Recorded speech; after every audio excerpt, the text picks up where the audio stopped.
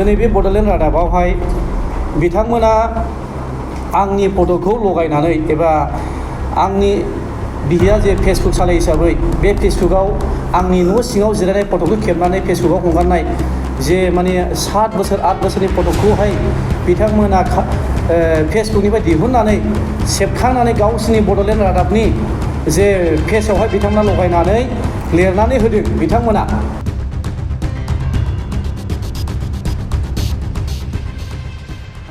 गिबि निउस नायगिरि रायजो राजा नोंथांमोनखौ आं बे समाव नैबे चेनेलजों आङो बयखौबो हामबायनानै जासिहरनाय जायो आरो नोंथांमोनखौबो आं बे समाव हामबायदों नोंथांनि चेनेलखौबो बाव सफैनो हानो थाखाय। दिनैहाय नोंगौ दाखालि थांनाय समावहाय सिला बसुमतारिया बारग' एक्स एनडिपि आर्मि चिफ सिला बसुमतारिया बिथाङा जोंनि अल एक्स एनडिपि एस'सिएशननि सायाव बिथाङा माखासे गोबांथार गाज्रि एलिगेसन लाबोदों जोंनि सायावहाय एबा बिथाङा होनदों दिनैहाय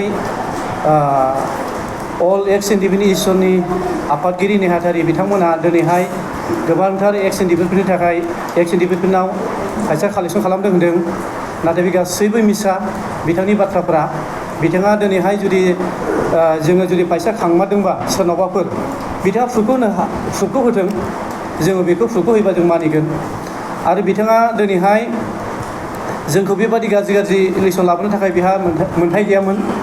मानोना जोङो बिथां फैयैनि सिगांनो जोंनि नैबे अल एक्स एनडिपि एस'सिएशन कमिटिया जोंना दाजाखानाय एबा जोङो 2023नि गेजेरावनो जों बे ग्रुपखौ जों दाखानाय एबा जोंनि टटेल एनडिपिफोरनि जेखि रिहेबिलिटेसन मोननांगौफोरनि जे मोनाखै बेफोरखौ जोङो सरकारजों सावरायनो थाखाय जों मोनसे एस'सिएशन दानानै लानाय जादों। जोङो अल एक्स एनडिपि एस'सिएशन हिसाबै जोङो दाना लानाय जादों।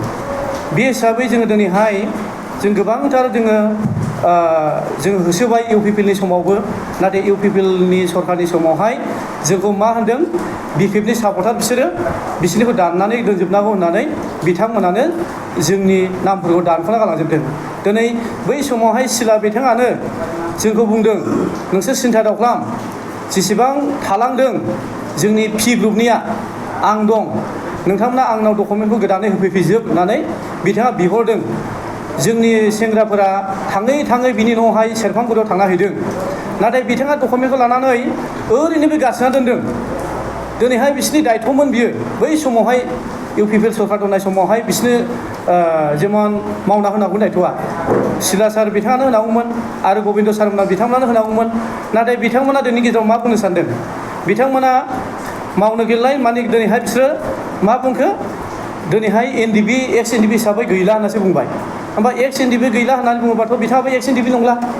दिनै बिथाङा जुदि एक्स एनडिपि नङाब्ला दिनैहाय जोंनि एस'सिएशनजों हाबसोनानै कंग्रेस पार्टियाव हाबनायखौ नागारनानै बिथाङा दिनैहाय जोंजोंहाय सेरफांगुरियावहाय 1729 जन जोंनि टिमजोंहाय बिथाङा बोरै जयनिं लाफानो हाखो?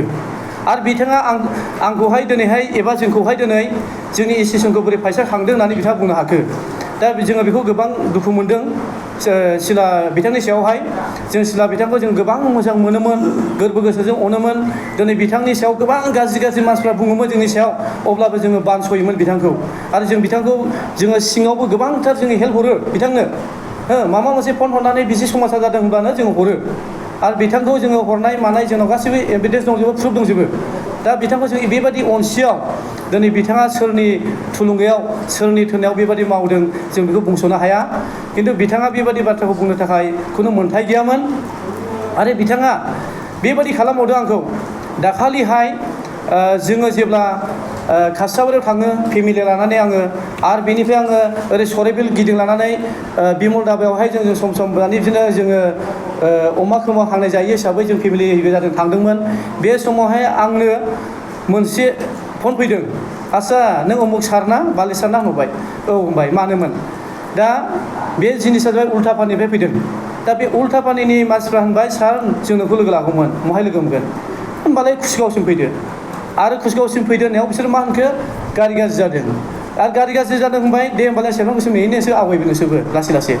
ओमफ्राय लास्टआव बिसोर आंखौ माबायावहाय मा होनो बिसमुरियाव लेंहरबाय गासिबो बे सिलानि साइडआव थानाय गासिबो बे बिथांमोननि फर्मुला माने बोरैबा बरनाम होनानै बोरैबा माने जोंखौहाय हाखर गबहोनो बे पुलिसि आरो आङो बड'लेण्ड रादाब चेनेल बिथांमोनखौ आङो बुंहरनो सानदों दिनै बे बड'लेण्ड रादाबावहाय बिथांमोना आंनि फट'खौ लगायनानै एबा आंनि बिहिया जे फेसबुक सालाय हिसाबै बे फेसबुकाव आंनि न' सिङाव जिरायनाय फट'खौ खेबनानै फेसबुकाव हगारनाय जे माने 7 बोसोर 8 बोसोरनि फट'खौहाय बिथांमोना फेसबुकनिफ्राय दिहुननानै सेबखांनानै गावसिनि बड'लेण्ड रादाबनि जे पेजावहाय बिथांमोना लगायनानै लिरनानै होदों बिथांमोना जे जे माने अल एक्स एनडिपिनि एस'सिएशननि आफादगिरि नेहाथारिमोना एबा मा होनो एबा बाले एबा चन्दन बिथाङा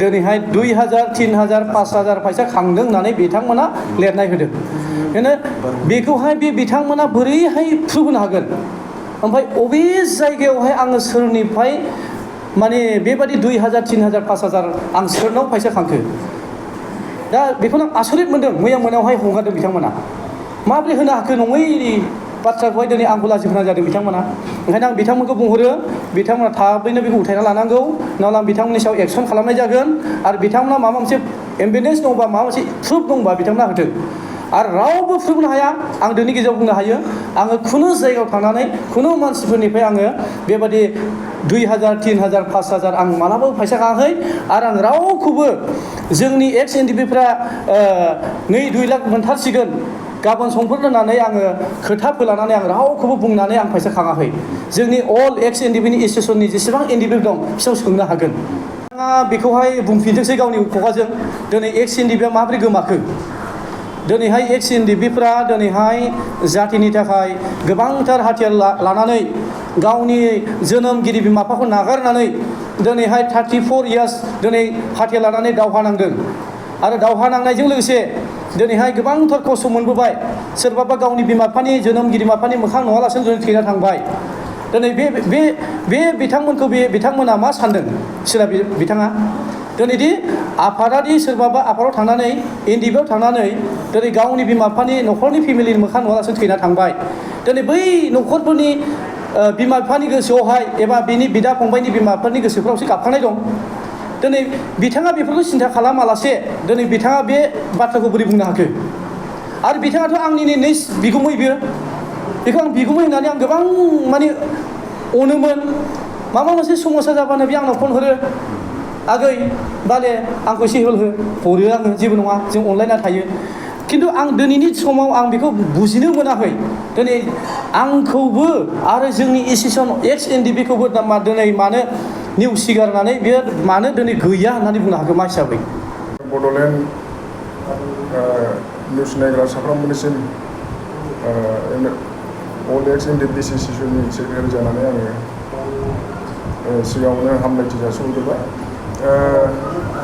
जोङो नुदों ससियेल मिडियायाव सिला सारा जे जोंनि सायाव माखासे इलिगेल लाबोनायखौ दा बिथाङा जोंनि अल एक्स एनडिपिनि एस'सिएशननि बे सासे मेम्बारशिपबो नङा जोंनि बेहा जे गावनि दायथ'खौ माखासे पालन खालामनायाव एसे गावनि बेले बेजे गोग्लैसोनानै थानायखौ नुहुरनानै जोङो बेखौ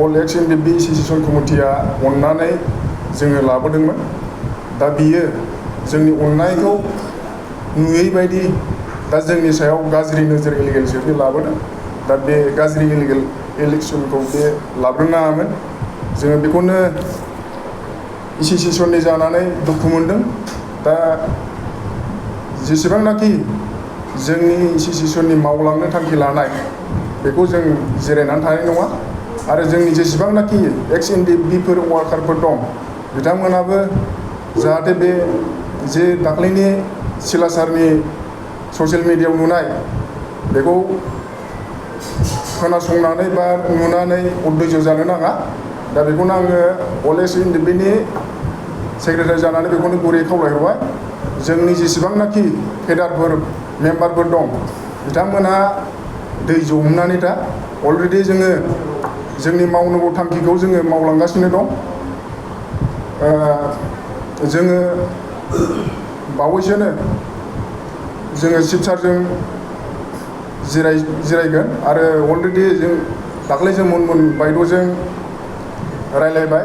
मुनमुन बायद'आ जोंखौ शिबसारजों जिरायहोगोन। जिखुनु जाया